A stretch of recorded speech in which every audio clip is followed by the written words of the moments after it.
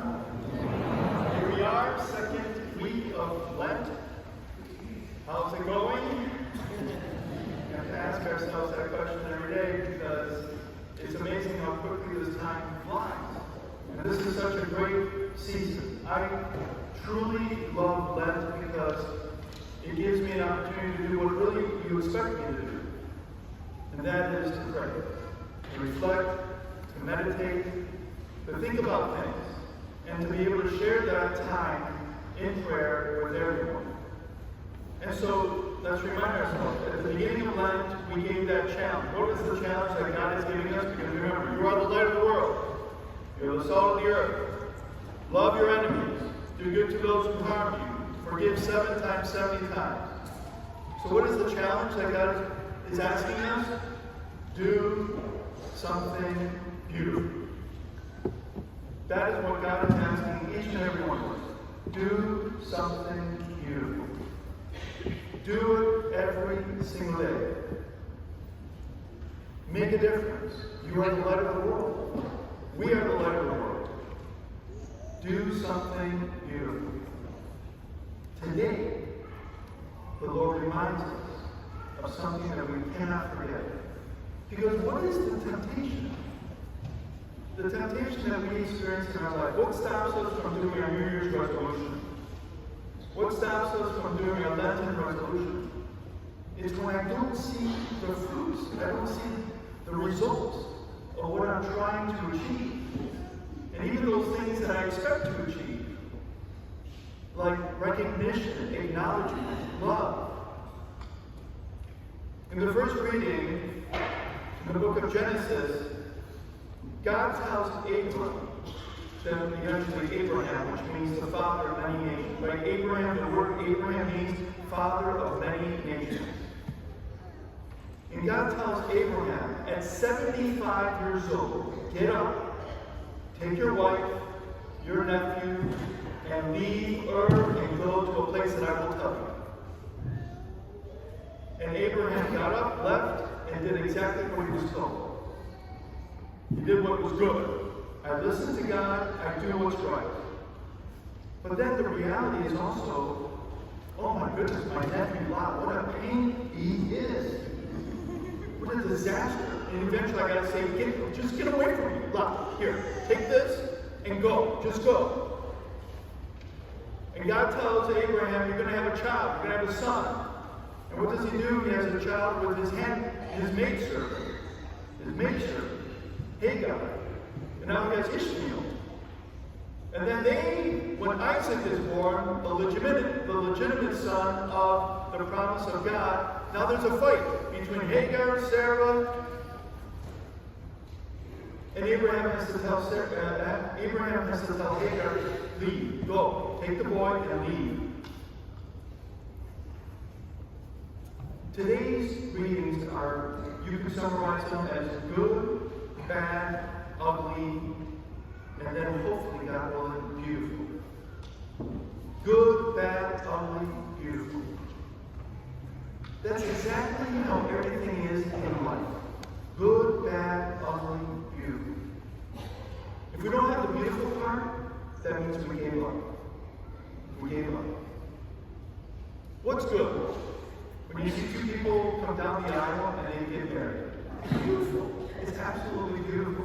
It's amazing. 2 people in love. Young people in love. And what's bad? Well, someone gets sick. Someone's personality begins to change. Things happen inside under the roof. What's ugly? We get old. We get older. Things don't work the way that they used to. Things don't happen the way that they used to. We get sick. What's beautiful? You see 40 years, 50 years of a couple together. They got through. The temptation is always to quit when it's bad and when it's ugly. And we have to be careful. It's good to be young. Jake, look at those 13-year-olds, 15, they can eat 12 slices of pizza. Handily, folding them together. the parents say? Take it easy. Take it easy. It's not always going to be like that. Say, oh, what are you talking about, Mommy? Take it easy. I'm telling you now. It's not going to always be like that. And it's not always going to be like that. Abraham, St. Paul reminds us in the second reading, bear your share of hardship for what? For the gospel, for God. With the strength that comes from God. He saved us and called us to a holy life. And then even in the gospel today, oh my goodness, Lord, this is beautiful. Look at you. Look at you. You are the Son of God. Don't tell anyone. Don't tell anyone. Why? Because they're trying to kill me. And my time has not yet come. Don't say a word. Well, let's just stay here if we can't. The Son of Man has to be raised from the dead. We can't stay here. We've got to go through the bad, the ugly, before we see the beautiful. So what is God saying to us today? It's the responsible response. Trust in me. God is saying, do something beautiful. Trust in me. Trust me. I see everything. I know everything. And what do you expect from me? You expect me to reflect, to meditate, and to pray just not the gospel, but also in life. Last week, I had to travel up to New York. And when I was traveling, I had to stop in Charlotte, North Carolina. And I went to the bathroom.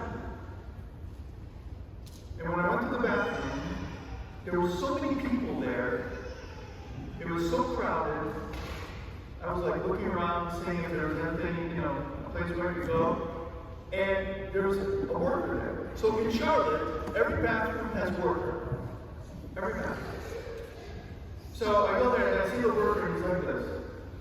Leaning against the wall, sometimes looking at his cell phone. I just noticed it. I walked out immediately because I went to the next bathroom. I went into the bathroom. And I see a man, the worker, and he's like, excuse me, do you need a stall? Now, mind you, I was not dressed like a priest. I didn't have my coat. Sweatpants, sweatshirt. And I walk in, and the guy, the worker there, he says, do you need a stall? Yes. He goes, this one right here, sir. He opens up the door, he walks in, sprays the toilet seat, wipes the toilet seat, and he goes, there you go.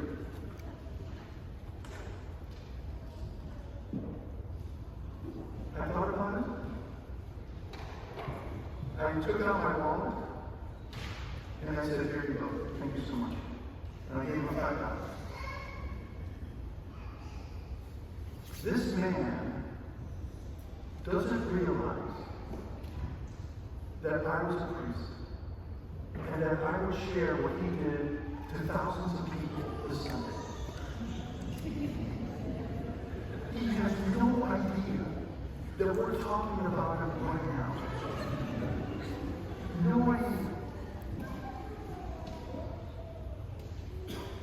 And sometimes, and then you say, because afterwards you reflect, but you go, wow, he's getting paid. This is his job. This is how you, yeah. Well done. Well done. It doesn't matter what your job is. Do it well. And trust in God.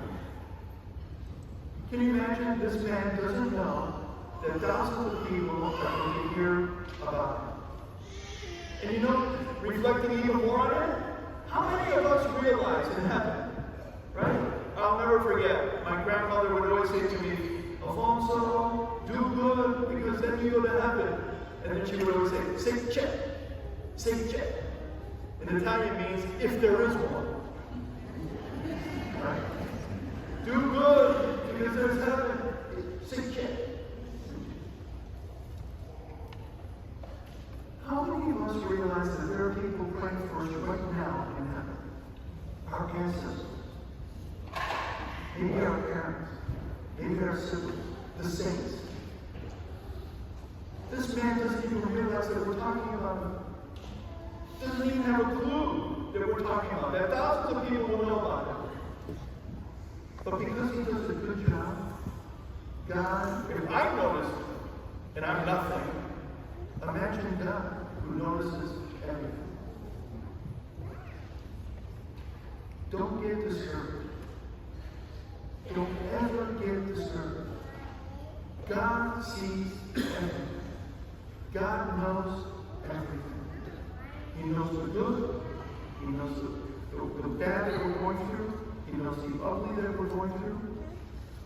And He's going to give us something beautiful in the end. Here on earth and in heaven. That is the problem. God promises a lot. God promises a lot. And sometimes we know it. Sometimes we see it. And sometimes, look at this. We're not even aware of it. We're not even aware of it. One of the most beautiful things that we could ever hear is exactly what God says to Jesus on the mountain. This is my beloved Son, with whom I am well pleased. This is what we all want to hear, one way or another, at the end of our life. This is my beloved child. I am well pleased with you. Do your job and do it well. Amen?